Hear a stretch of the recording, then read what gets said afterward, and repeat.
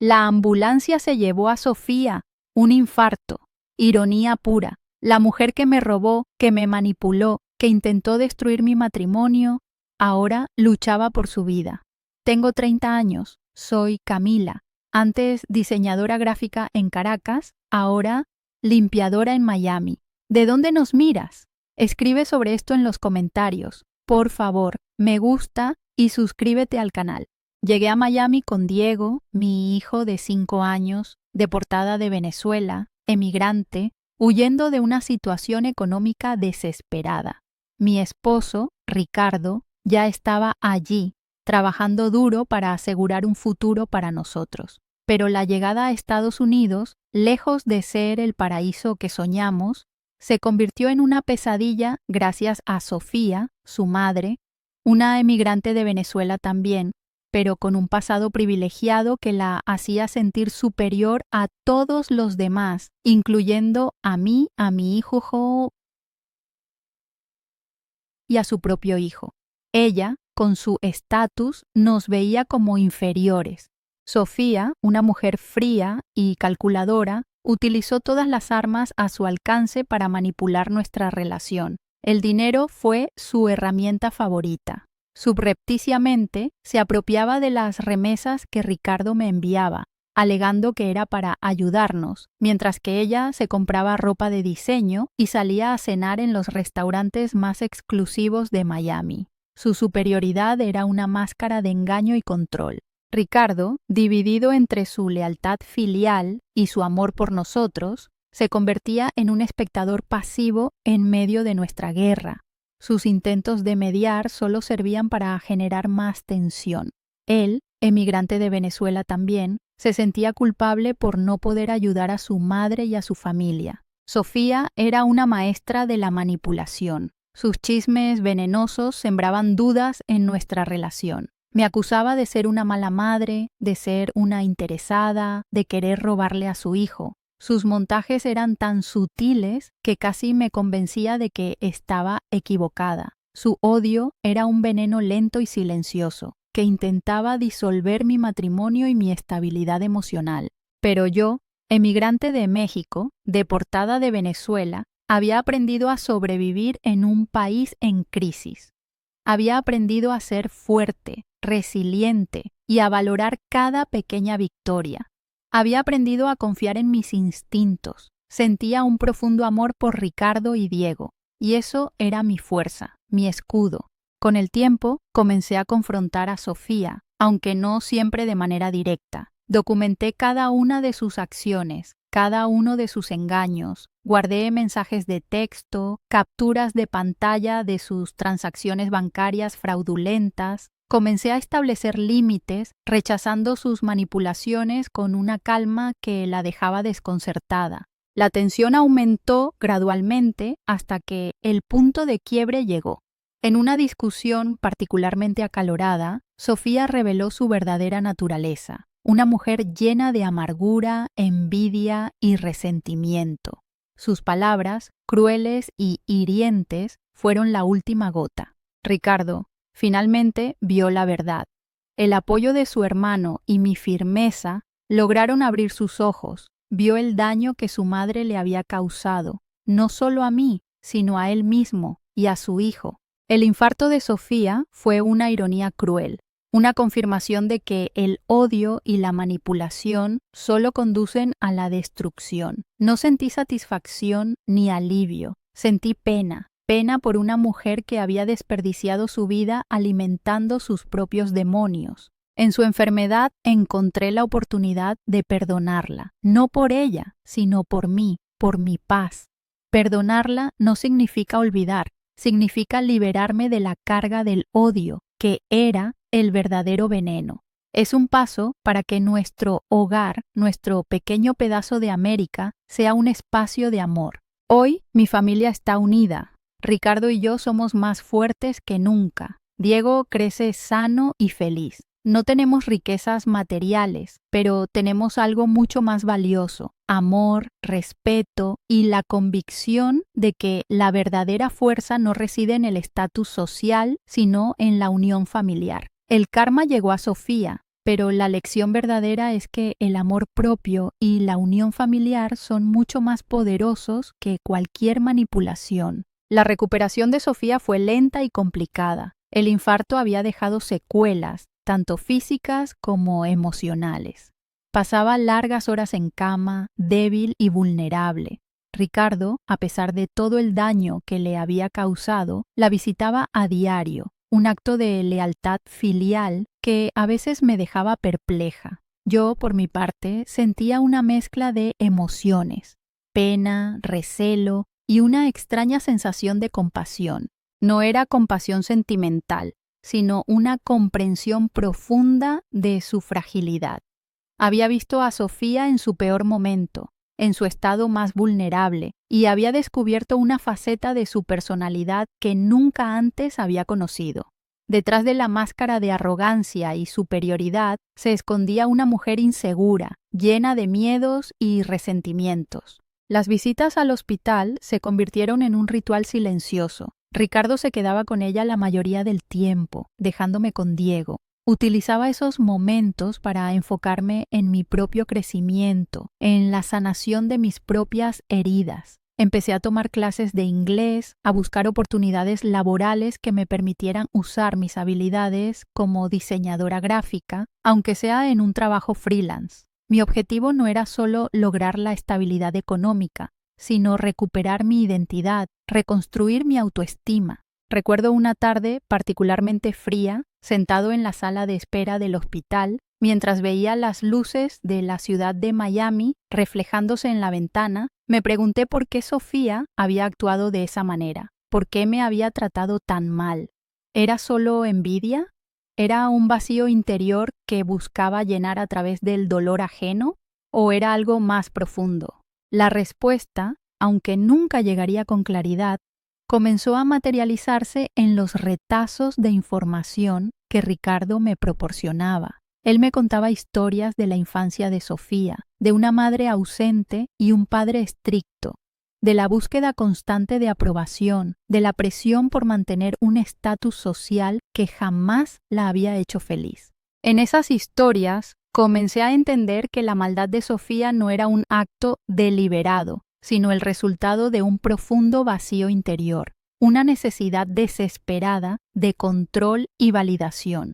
Esa comprensión no justificaba sus actos, pero me ayudó a procesar mi propio dolor, a dejar de lado el rencor, a perdonarla. El perdón no era un acto de debilidad, sino de fuerza, una fuerza interior que me permitía avanzar, liberándome del peso del pasado.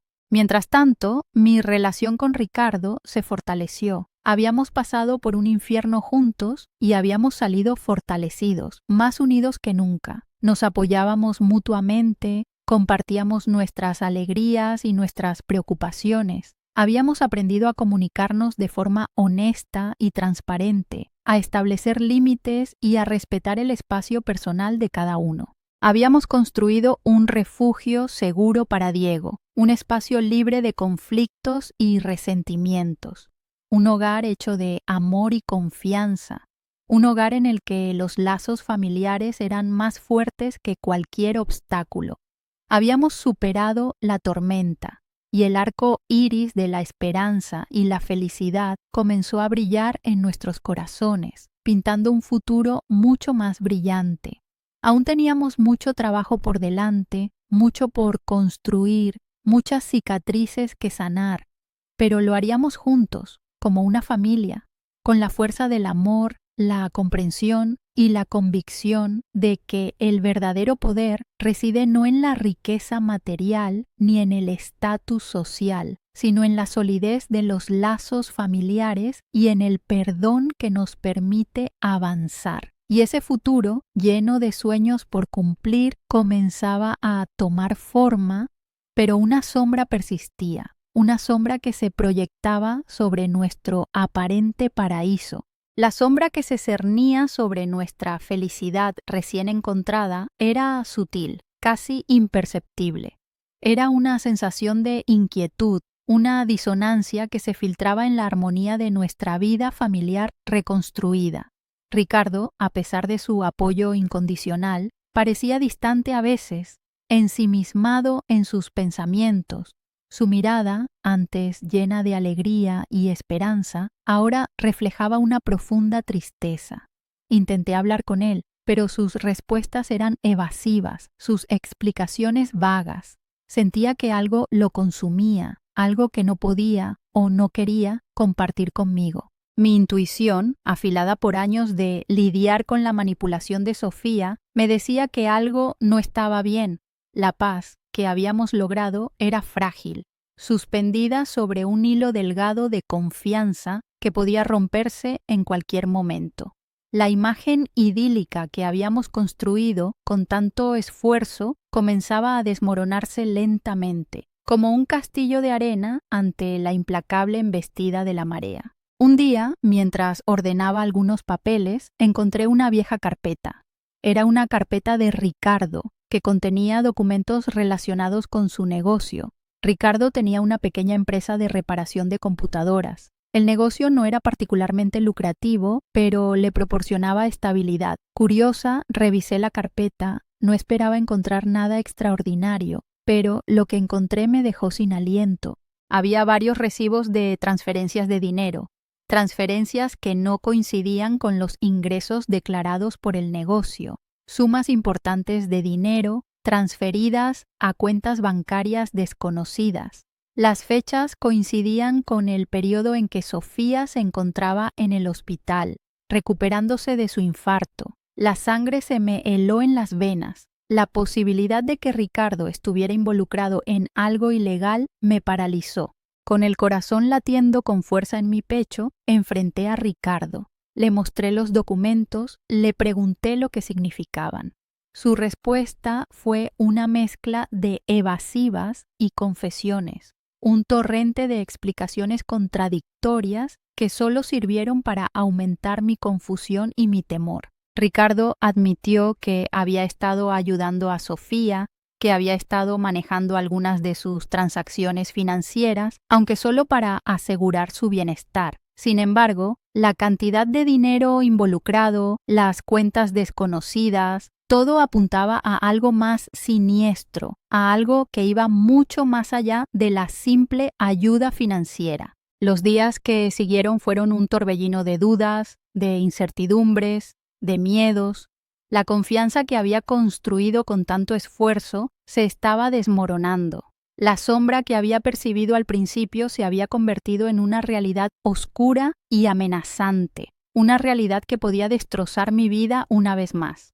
La idea de que Ricardo, el hombre al que amaba, el hombre con quien había construido una familia, pudiera estar involucrado en alguna actividad ilegal, me produjo un dolor inmenso, un dolor que no se podía comparar con el que había sufrido por la manipulación de Sofía, un dolor más profundo, más traicionero, porque afectaba a la persona que había elegido para compartir mi vida. Busqué ayuda, hablé con un amigo, un abogado, quien me aconsejó que mantuviera la calma, que recopilara más información antes de tomar cualquier decisión precipitada. Pero el miedo me consumía, un miedo que amenazaba con destruir la paz que había logrado con tanto esfuerzo, el miedo a perder a Ricardo, el miedo a perder mi hogar, el miedo a volver a caer en la desesperación. La vida que había construido, la vida libre de la manipulación de Sofía, se tambaleaba en el filo de un cuchillo. Un futuro incierto se extendía ante mí, un futuro lleno de incertidumbre y de dolor. La única certeza era que mi viaje estaba lejos de terminar, que me enfrentaba a un nuevo desafío, un desafío aún mayor y más complejo, un desafío que podría destruir todo lo que había logrado hasta el momento, o tal vez llevarme a una comprensión más profunda de mí misma, de la resiliencia del espíritu humano y de la inagotable capacidad del amor para sanar heridas profundas. Pero el momento de la verdad, la revelación final de lo que estaba sucediendo, aún estaba por llegar. Las siguientes semanas fueron un tormento. Dormía poco, comía menos, y la sonrisa que había vuelto a mi rostro se desvaneció, reemplazada por una expresión de constante preocupación. Ricardo, al principio evasivo, comenzó a abrirse más, a contarme más sobre sus actividades con Sofía. Sus explicaciones, aunque incompletas, pintaban un cuadro inquietante. Sofía, incluso desde su cama de hospital, había continuado con sus negocios ilegales. Ricardo, en un intento de protegerla, había accedido a ayudarla con sus transacciones financieras. Él decía que lo hacía por lealtad familiar, que creía que su madre solo necesitaba ayuda para salir de una situación complicada. Pero sus explicaciones eran débiles, llenas de vacíos y contradicciones. Sentía que ocultaba algo más, algo mucho más grave. La investigación que había comenzado con la simple curiosidad de una esposa preocupada se convirtió en una búsqueda desesperada de la verdad. Utilizando los datos que había recolectado de los recibos bancarios, comencé a rastrear las transferencias de dinero. Mi investigación me llevó a lugares oscuros, a personas peligrosas. Encontré indicios de un entramado de corrupción y fraude, un mundo subterráneo de negocios ilegales que operaba bajo el radar de las autoridades. El temor a descubrir la verdad se mezclaba con el miedo a las consecuencias. Me sentía como si estuviera caminando por una cuerda floja, sobre un abismo profundo que amenazaba con tragarme entera. La estabilidad que había logrado con tanto esfuerzo se tambaleaba, amenazada de desaparecer en un instante. El peso de la incertidumbre me abrumaba, dejándome sin aliento, incapaz de respirar. Diego, inocente de todo lo que estaba sucediendo, me observaba con preocupación, percibiendo el malestar que me carcomía por dentro. Su inocencia me daba fuerza, me recordaba que debía seguir adelante, que debía encontrar una solución. Por él, por Ricardo, por mí, tenía que descubrir la verdad. Mi búsqueda me llevó a un encuentro casual, un encuentro que cambiaría el curso de mi vida. Conocí a una mujer, una investigadora privada, que se especializaba en casos de fraude financiero.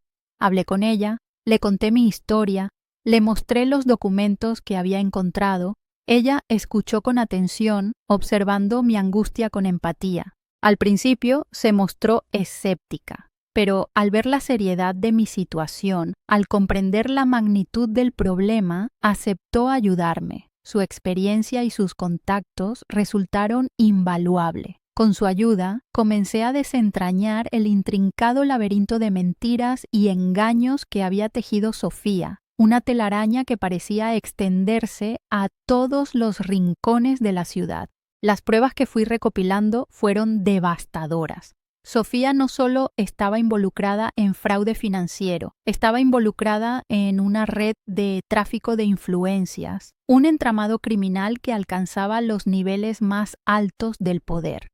Ricardo, en su intento de ayudarla, había caído en una trampa mortal, una trampa que lo amenazaba con llevarlo a la cárcel. El peso de la verdad se hizo inmenso, aplastante. Sentía que mi vida se derrumbaba a mi alrededor. Pero en medio de la desesperación algo renació en mi interior, una fuerza interior, una determinación férrea que me impulsaba a seguir adelante. Había llegado el momento de enfrentar la verdad, por más dolorosa que fuera. Y al hacerlo, descubriría el verdadero alcance de la manipulación de Sofía y el terrible precio que debía pagar por sus actos. La investigadora privada, a quien llamaré Ana por discreción, me proporcionó una lista de nombres y lugares, una serie de pistas que me llevaron a desentrañar la compleja red criminal en la que estaba involucrada Sofía. Ana era una mujer dura, experimentada, con una mirada fría y penetrante que me inspiraba confianza. Su experiencia en casos similares me dio la seguridad que necesitaba para seguir adelante. Con la ayuda de Ana, recopilamos pruebas irrefutables, documentos falsificados, transacciones financieras sospechosas, testimonios de personas que habían sido víctimas de Sofía. La red era extensa, un entramado de mentiras y engaños que se extendía a lo largo de varios años. Sofía, con su apariencia de mujer vulnerable y arrepentida, había ocultado magistralmente sus actividades ilegales. Ricardo, al enterarse de la verdadera magnitud del problema, se derrumbó. El peso de la culpa lo aplastaba. Sabía que había cometido un error imperdonable al ayudar a su madre. Su arrepentimiento era genuino, lleno de desesperación y remordimiento. Su único consuelo era yo y Diego, la pequeña llama de esperanza que iluminaba la oscuridad que lo envolvía. Decidimos actuar, pero lo hicimos con cautela. Ana nos aconsejó que presentáramos una denuncia anónima, que dejáramos que las autoridades investigaran el caso. No queríamos poner en peligro nuestras vidas ni la de Diego. Con un nudo en la garganta, presenté una denuncia, informando a las autoridades sobre el entramado criminal que había descubierto. Los días que siguieron fueron una mezcla de angustia y esperanza. Esperábamos la respuesta de las autoridades. Vivíamos con el miedo constante de ser descubiertos, de ser las víctimas de una red criminal que tenía el poder para hacernos desaparecer. La paranoia se instaló en nuestra vida, una sombra amenazante que nos perseguía sin descanso. En medio del caos y la incertidumbre, encontré consuelo en la compañía de Diego, en su inocencia, en su amor incondicional. Era mi ancla en la tormenta, la fuerza que me impulsaba a seguir adelante. Me esforzaba por mantener la normalidad para él, por protegerlo del miedo y la angustia que me carcomía por dentro. Mientras esperábamos la reacción de las autoridades, seguí trabajando con Ana. Ella había encontrado nuevos datos que implicaban a Sofía en actividades ilegales aún más graves. La magnitud del daño era inmensa. Sofía no solo había estafado a varias personas, había utilizado su influencia para enriquecerse ilícitamente, perjudicando a muchas familias. La cantidad de dinero involucrado era exorbitante. Nos dimos cuenta de que enfrentábamos a una organización criminal sofisticada, un grupo de individuos poderosos que estaban dispuestos a todo para proteger sus intereses. El temor a represalias era real. Una amenaza palpable que colgaba sobre nuestras cabezas como una espada de Damocles. Un día recibimos una llamada. Era la policía. Nos convocaron para declarar. El momento de la verdad había llegado. El miedo se apoderó de mí, un miedo tan profundo que parecía paralizarme, pero sabía que tenía que enfrentar esta realidad, que debía asumir las consecuencias de mis acciones. Habíamos llegado al punto sin retorno. El destino de Ricardo, el de Diego y el mío propio dependían de la decisión que tomaríamos en los próximos momentos. La verdad, por más dolorosa que fuera, tenía que salir a la luz. El juego estaba a punto de terminar y la verdad, como un tsunami, estaba lista para arrasar con todo a su paso. La sala de interrogatorios era fría, impersonal. Las paredes blancas, las luces fluorescentes, el silencio opresivo, todo contribuía a crear una atmósfera de tensión y miedo. Ricardo y yo estábamos sentados frente a dos detectives, sus rostros impasibles, sus miradas penetrantes. El peso de la verdad se cernía sobre nosotros, una losa que parecía aplastarnos. Comenzaron a interrogarme. Conté mi historia desde mi llegada a Miami, pasando por la manipulación de Sofía, hasta el descubrimiento de las actividades ilegales de Ricardo. Hablé con calma, con precisión, presentando las pruebas que había recolectado con Ana, las fotografías, los documentos, los testimonios.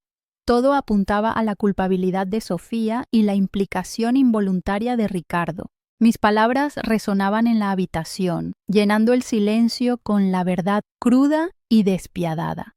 Describí el miedo, la angustia, la desesperación que había experimentado. Hablé del dolor de la traición, del temor a perder a mi esposo y a mi hijo.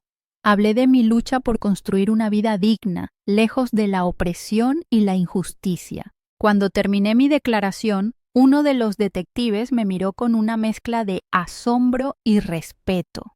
No es fácil denunciar a tu suegra, aún menos a tu esposo, dijo. Sus palabras me conmovieron. En ese momento sentí un profundo alivio. Había hablado, había liberado la verdad. El interrogatorio de Ricardo fue más difícil. Él, a diferencia de mí, se sentía culpable y avergonzado. reconoció su participación en las actividades ilegales de Sofía, explicando que lo había hecho por un sentido de lealtad familiar distorsionado. Su confesión fue honesta, desgarradora, llena de remordimiento. Durante las semanas que siguieron, la investigación avanzó rápidamente. Las autoridades llevaron a cabo una redada en la residencia de Sofía, incautando documentos, dinero y otras pruebas. Sofía fue arrestada, acusada de una serie de delitos, incluyendo fraude, lavado de dinero y tráfico de influencias. Ricardo, al colaborar con la investigación, recibió una pena reducida. El juicio fue un proceso largo y doloroso. Vi a Sofía fragmentada, arrepentida, arrasada por las consecuencias de sus actos, pero su arrepentimiento, a diferencia del que había fingido antes, era genuino, desgarrador. No había rastro de la arrogancia y la superioridad que la habían caracterizado durante tanto tiempo. Cuando el juez dictó sentencia, no sentí victoria, sentí una profunda tristeza por Sofía, por Ricardo, por todos los que habían sido víctimas de su manipulación. Había logrado la justicia, pero el precio había sido alto. Había perdido la tranquilidad, la confianza y una parte de mi propia inocencia. Pero en medio del dolor, en medio del caos, encontré una nueva fortaleza, una comprensión profunda de mi propia resiliencia. Había superado la manipulación de una suegra tóxica, el temor a las represalias y la traición de mi esposo. Había enfrentado la verdad, por más dolorosa que fuera. Había luchado por la justicia, no solo para mí, sino para todos aquellos que habían sido víctimas de Sofía. Y en ese proceso había encontrado una fuerza interior que jamás creí posible, un poder que trascendía el dolor y el sufrimiento.